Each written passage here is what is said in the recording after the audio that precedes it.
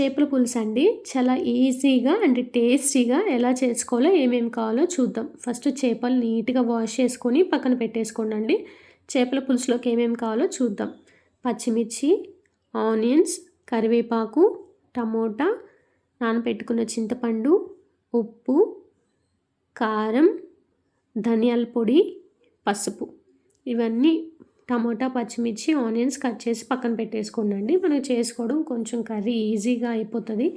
Next gas వెలిగించేసుకొని ఇక్కడ మనకి చేపల పులుసు చేసుకోవడానికి గిన్నె కొంచెం లోతుగా ఉండేది తీసుకోండి. అంటే మనకి చేపలు తిప్పుకోవడానికి మనకి ఈజీగా ఉంటుంది. అందులో ఆయిల్ వేసేసుకొని ఆయిల్ ఎక్కువ హీట్ అవ్వనివ్వద్దండి, ఎందుకంటే పోపు దినుసులు వెంటనే మాడిపోతాయి. లైట్గా ఆయిల్ హీట్ అయిన తర్వాత కొంచెం జీలకర్ర,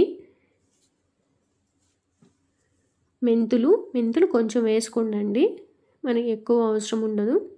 ఆవాలు మూడింటిని కొంచెం లైట్గా వేపేసుకోండి. మెంతులు ఎక్కువ వేగితే మనకి చేదు వచ్చేస్తాయి. నెక్స్ట్ మనం కట్ చేసుకున్న ఆనియన్స్ అందులో వేసేసుకోండి.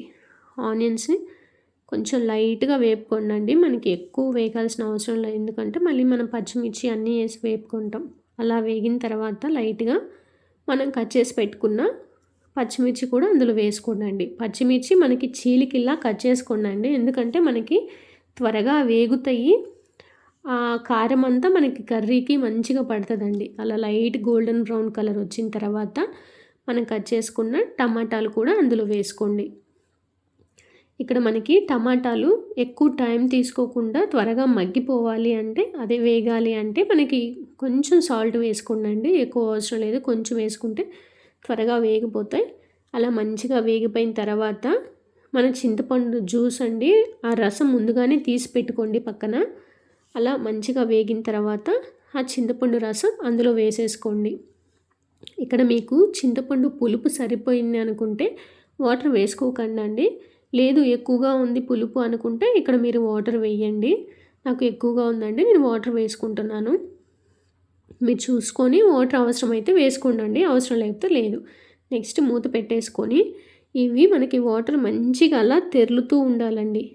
బాగా ఆ వాటర్ అంతా మంచిగా హీట్ అయ్యి అలా అన్నీ తెరులుతూ ఉండే టైంలో మనం అందులో అన్నీ వేసుకోవాలండి. ఉప్పు, మీకు సాల్ట్ కావాలంటే సాల్ట్ వేసుకోండి, నేను కల్లుప్పు వేసుకున్నానండి, ఏదైనా పర్లేదు. ఇందులోనే కరివేపాకు టేస్ట్ చాలా మంచిగా ఉంటుందండి చేపల పులుసులో, మీరు ఒకసారి ట్రై చేయండి. కరివేపాకు, నెక్స్ట్ పసుపు,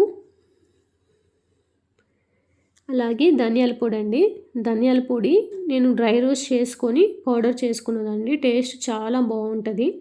నెక్స్ట్ కారం అండి. కారం మనం పచ్చిమిర్చి వేసాం కాబట్టి ఒకసారి మీ స్పైసీ చూసుకొని వేసుకోండి. మీరు ఎక్కువ కారం తింటాము, స్పైసీ తింటాము అనుకుంటే ఎక్కువ వేసుకోండి, లేదు తక్కువ కావాలి అనుకుంటే తక్కువ వేసుకోండి. మొత్తం మంచిగా తిప్పేసుకొని మూత పెట్టేసుకోండి. ఈ వాటర్ అంతా మనకి మంచి గ్రేవీ లాగా రావాలండి. ఆ గ్రేవీ వచ్చేంత వరకు మీడియం ఫ్లేమ్లో కానీ సిమ్లో కానీ పెట్టుకోండి, లేదంటే వెంటనే మాడిపోతుంది. అలా మంచిగా గ్రేవీ అయినాక మనం చేపలన్నీ అందులో వేసేసుకోండి. మీరు ఎప్పుడైనా గమనించారా అండి, చేపల పులుసు మనం చేప తల వేస్ట్ చేసుకుంటే ఒక టేస్ట్ వస్తుందండి, చేప తల వేయకుండా చేస్తే ఒక టేస్ట్ వస్తుందండి, నేను గమనించాను.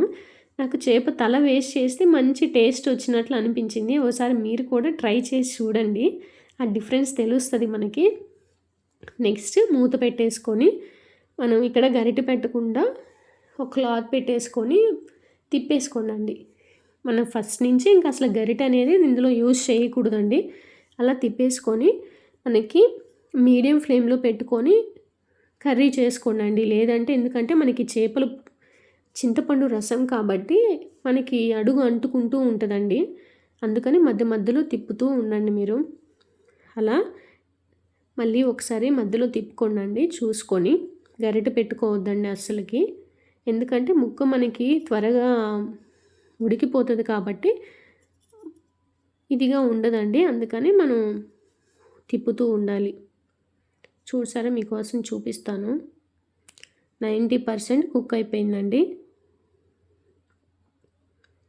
నెక్స్ట్ మూత పెట్టేసుకొని ఒక 2 minutes ఉంటే మనకి మొత్తం చేపల కర్రీ అనేది అయిపోతుందండి. దించేసే ముందు మీకు కావాలంటే కొత్తిమీర వేసుకోండి, లేదు వేసుకోము మాకు వద్దు అనుకుంటే స్కిప్ చేసేసుకోండి. నెక్స్ట్ ఒక బౌల్లోకి తీసేసుకోండి. చాలా టేస్టీగా ఉంటుందండి. ఒకసారి ఇలా మీరు ట్రై చేసి చూడండి. తప్పకుండా నాకు కామెంట్ చేసి చెప్పండి. మీకు ఈ వీడియో నచ్చితే లైక్ చేసి, షేర్ చేసి, సబ్స్క్రైబ్ చేసుకోండి. ఒకసారి మీరు కూడా ఇలా ట్రై చేసి నాకు కామెంట్ చేయండి తప్పకుండా.